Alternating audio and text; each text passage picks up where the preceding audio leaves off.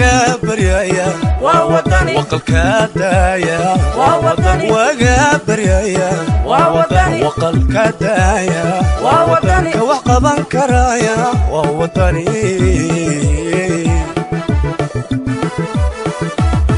وقابريا ووطني وقلكادايا ووطني وقابريا ووطني وقلكادايا ووطني كوحقبان كرايا ووطني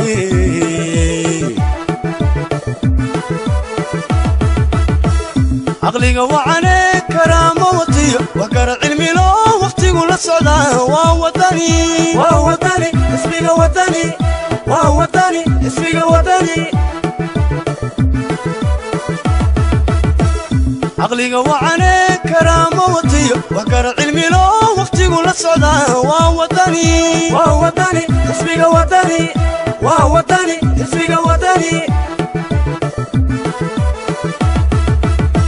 نبضك وذا ووطني وحيال هذا النعم ووطني وحب الدورة ووطني وطنك دسيا ووطني بشاد وطن ووطني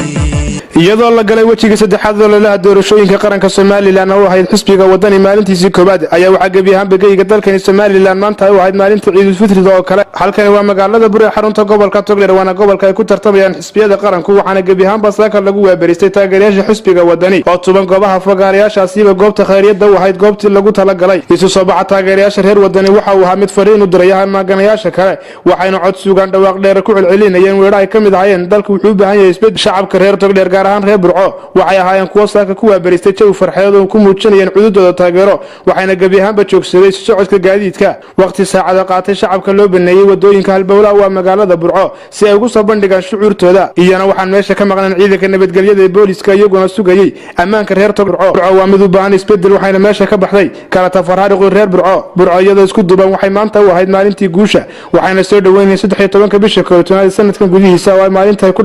maalinta ay kala dhaqaaqi doonaan asxaabta qaranku Burco waxay sidoo kale maanta laga dareemiyay dhaqdhaqaaqi 2010 tan iyo markii madaxweyne Siyaaya ka sharaxna xisbiga kulmiye shacabka reer Burco waxa maanta kala soo qayb galay siyaasiyiin rug cadaya sida wasiirka hore wasaaradda arrimaha dibadda Maxamed Biixi Yoonis iyo siyaasiyiin kale waxaana khudbadaha ay ka jeediyeen kamid ahaa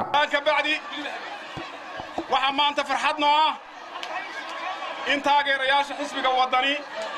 oo cududooda iyo aqligooda iyo awoodooda ku muujinaya maalintii ay campaign-ka u lahaayeen Allahu Akbar Allahu Akbar Allahu Akbar wadani ha guulaysto Allahu Akbar Soomaaliland ha noolaato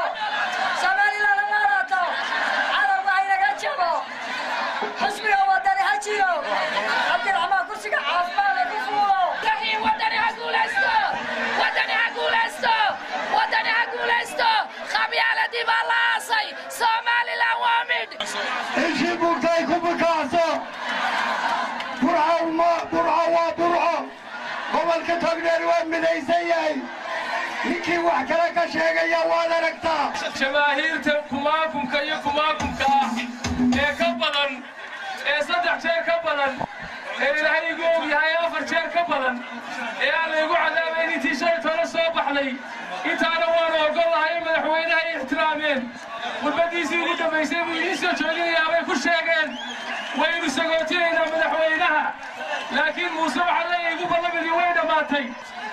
waxaan aad idinku mahadnaqayaa isubaxan ballaaran ee nagu soo dhaweyseen ee ku muujiseen cududiinii ee quruxdu ku dheehan tahay guushii wadani baa muujiseen waa aragteen shalayto in dadka lagu beerlaxabsanayay madaxweynaha u soo baxa isagaa khudbad bixinaya shacbiga reer Burco iyo Soomaaliland iyo Togdheer iyo meel kastoo Soomaaliland ku taala way tashadeen guushi waa wadani guushu waa wadani guushu waa wadani guushu waa wadani waa xisbiga la dagaalamaya qabyaaladda waa xisbiga maanta la dagaalamaya in idin kala qaybiyo hawsha ay wadaan ay ogsoon tihiin in dib la idinku xidho qoob ma ogolin in la idin kala qaybiyo ma ogolin kulmiye wuxuu ku guulaystay inuu kala qaybiyo wuxuu ku guulaystay inuu Burco laba ka dhigo wuxuu ku guulaystay inuu maanta مرشح كينينا كلا قيبيا وحانو إذن لنا ولا ليال وحانو إذن ودنا مرشح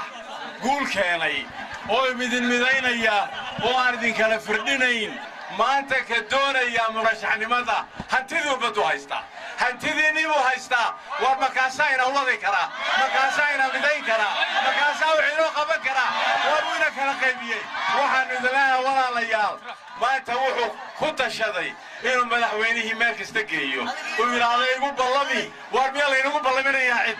horbaynu nahay farteynaynu ku codaynaa wuxuu awal oran jiray hebeliga reeba waa la socoteen anigu waxaan ninkii la tartamayay ninkii laga boobay waa ogeydeen 14 cudud weyn oo wasaaradii ummadda ugu weynad baan maalin cad kaga baxnay xaq daraan uga baxnay cadaalad daraan uga baxnay dimuqraadinimadii laga talaabsadaan uga baxnay waa ogeydeen